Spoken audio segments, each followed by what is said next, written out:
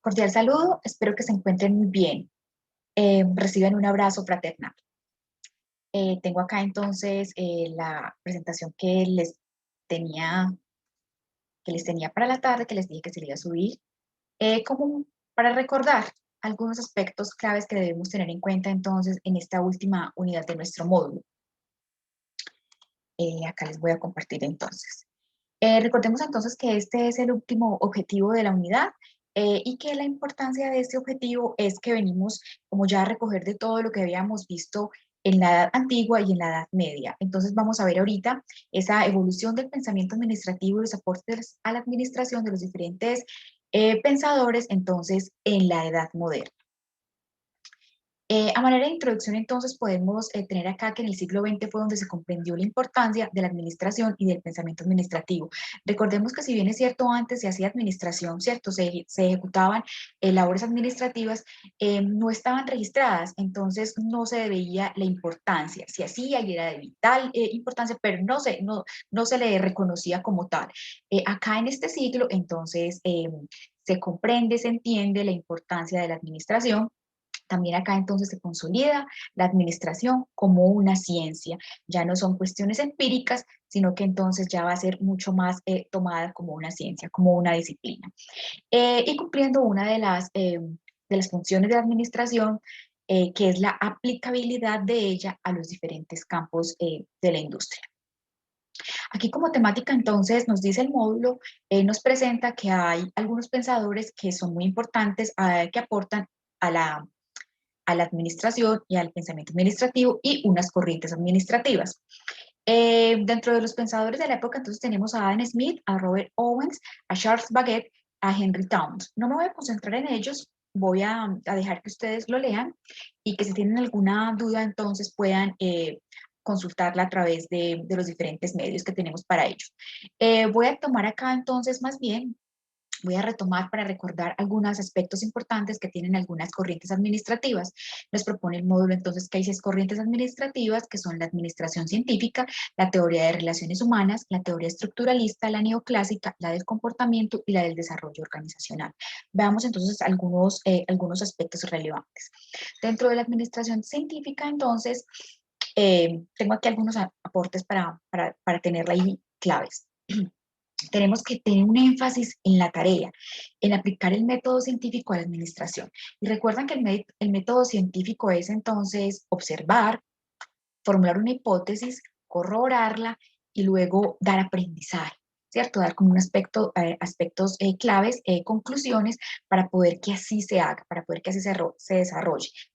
Repito, acá ya no es nada empírico, sino que le están aplicando un método científico a la administración. Por eso pasa a ser entonces una ciencia. Em, tenemos entonces acá unos exponentes que nos dicen que es el matrimonio Gilbert, donde se estudia métodos, tiempos y movimientos. Entonces, esos métodos para la tarea, recuerden que el énfasis acá es en la tarea, cómo buscar mayor productividad de esos obreros realizando una tarea. Entonces, el matrimonio Gilbert hizo un experimento con música, ella era, mm, ella era Lily Gilbert, ella era psicóloga, ¿cierto?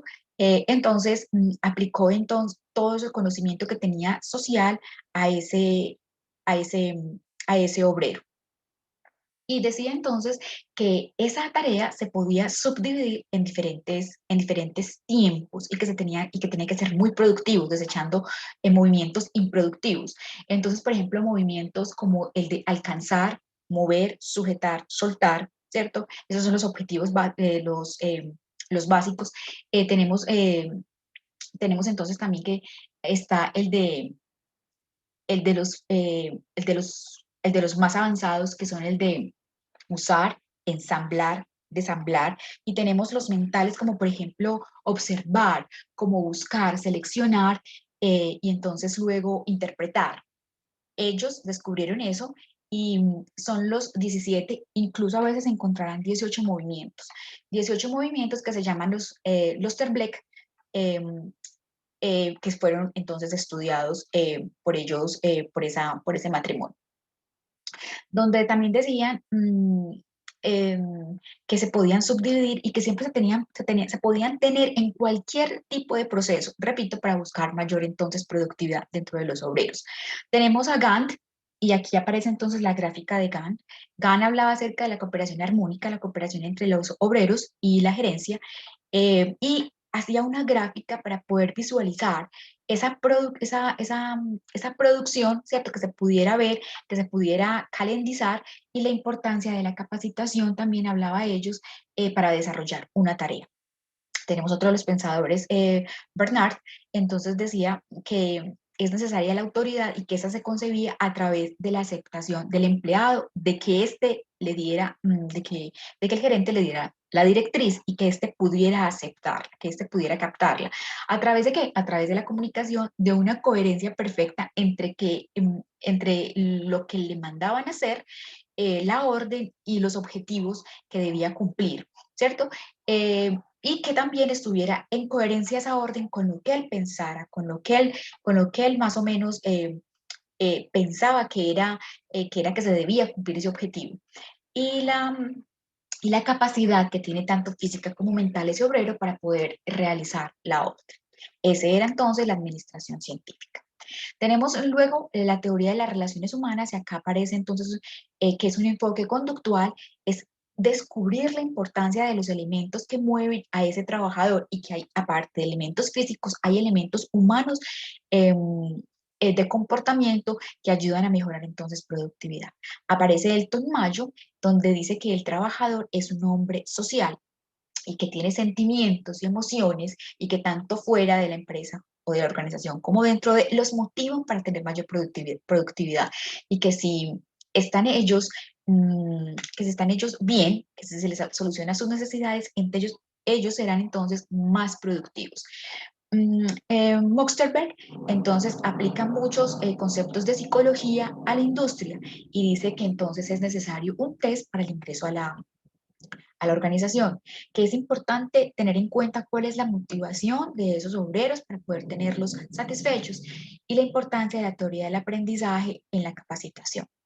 Luego aparece María Follet y dice entonces que hay una dinámica de grupos, que es importante trabajar en grupos para poder alcanzar mayor productividad, y que la autoridad siempre se debe ejercer con respeto. Tenemos la teoría estructuralista, entonces, que se concentra en el estudio de las organizaciones, en su estructura interna, ¿cierto? Con el fin de alcanzar los objetivos de la organización.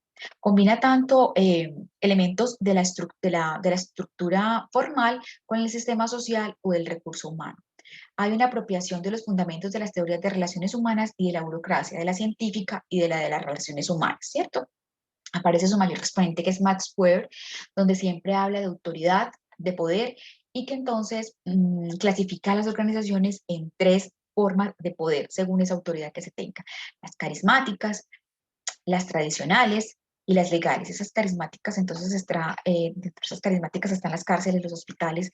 Dentro de la tradicional es aquella que en donde se media algún tipo de pago por hacer la tarea, y las legales, entonces, aquella donde hay algún involucramiento moral y de aceptación social para poder pertenecer ahí, como por ejemplo instituciones como la policía, como la iglesia.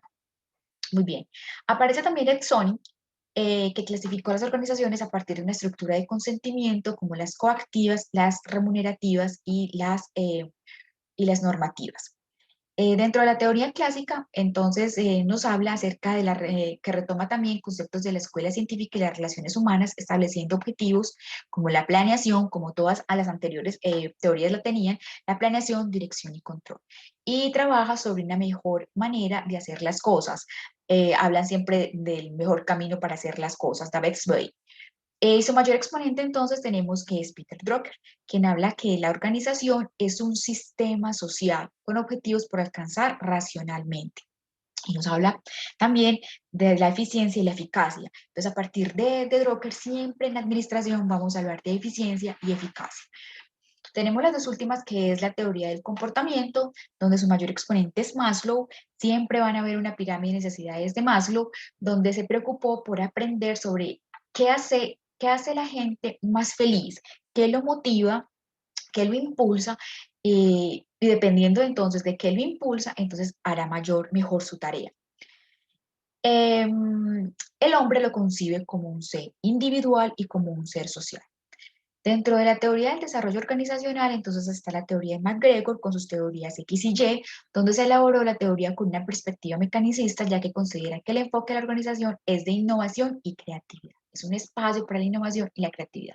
Aparecen las dos teorías, que son la teoría X, que es la teoría negativa, donde nos habla de que lleva a las personas a hacer exactamente lo que la organización pide que se haga y a partir de la imposición. Y la teoría Y, que es la teoría positiva, desarrolla un estilo de administración muy abierto, extremadamente democrática. Entonces acá nos aparecen varios tests, que son los tests de MacGregor, donde nos dicen, bueno, que usted es un administrador con un enfoque acerca de la teoría Y o de la teoría X. Y no es que uno se clasifique siempre en que soy gerente bajo una teoría X o la teoría Y, sino de poder encontrar un equilibrio entre la imposición y la total democratización. Finalmente les recuerdo acá entonces la pirámide de Maslow, que la veremos hasta el final de nuestra carrera y siempre será aplicada. Y aparece entonces en la base de la pirámide las necesidades biológicas y seguimos ascendiendo para poder encontrar las de autorrealización, pasando entonces por las de seguridad, las de pertenencia y las de reconocimiento. Con eso entonces finalizamos entonces lo que decía acerca el módulo del pensamiento administrativo y de todas las teorías que se podían plantear. Nos vemos entonces en una próxima oportunidad. Ujú.